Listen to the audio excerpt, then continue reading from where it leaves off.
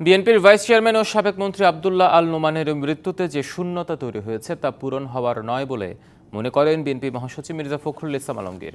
রাজনৈতিক জীবনে দল গঠন করতে গিয়ে তার ভূমিকা বিএনপি ভুলবে না বলে উল্লেখ করেন তিনি।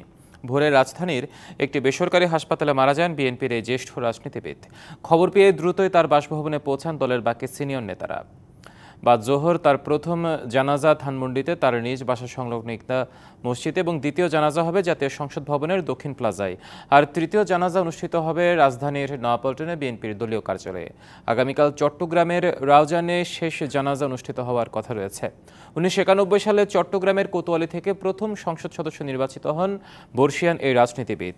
ওই নির্বাচনে বিজয়ী হওয়ার পর মৎস্য মন্ত্রণালয়ের দায়িত্ব পান। 2001 সালের নির্বাচনে বিজয়ী হওয়ার পর খাদ্যমন্ত্রী হন আব্দুল্লাহ আল নোমান।